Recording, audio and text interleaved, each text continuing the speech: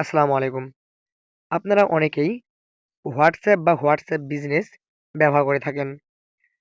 আমরা WhatsApp ব্যবহার করার সময় দেখি আমাদের ফ্রেন্ডরা বা অন্যরা ছবি অথবা ভিডিও দিলে অটোমেটিক ডাউনলোড হয়ে যায়। ডাউনলোড হয়ে গ্যালারির মধ্যে চলে যায়। তো আমরা চাচ্ছি আমাদের এই ভিডিও বা ফটোগুলো যেন ডাউনলোড না হয়।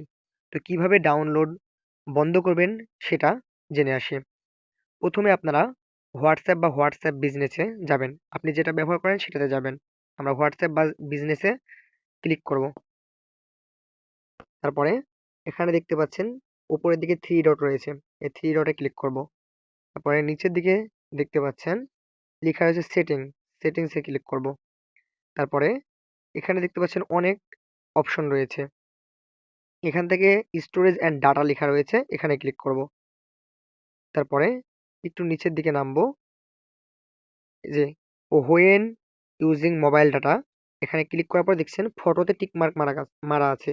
অর্থাৎ যখন আপনি ডাটা ব্যবহার করবেন তখন যদি আপনার কেউ ফটো, অডিও, ভিডিও বা ডকুমেন্ট পাঠায় সেক্ষেত্রে শুধুমাত্র ফটোগুলো ডাউনলোড হয়ে যাবে। তাই আমি এটা বন্ধ করে দিলাম। তাহলে মোবাইল ডাটাতে আর কিছু ডাউনলোড হবে না অটোমেটিক। এবার আমরা ওয়াইফাই ক্লিক করব। এখানে দেখছেন সবগুলোই টিক চিহ্ন করা আছে। অর্থাৎ আপনি যখন ওয়াইফাই ব্যবহার করবেন তো সেই অবস্থায় যদি আপনার ফ্রেন্ড বা অন্য কেউ আপনাকে ফটো, ভিডিও এগুলা পাঠায় তাহলে অটোমেটিক ডাউনলোড হয়ে যাবে। তাই আমরা এগুলা অফ করে দিলাম। এবার আর আমাদের WhatsApp এ যেই পাঠাক না কেন কোনো কিছুই ডাউনলোড হবে না। আপনি যতক্ষণ না পর্যন্ত ডাউনলোড করবেন।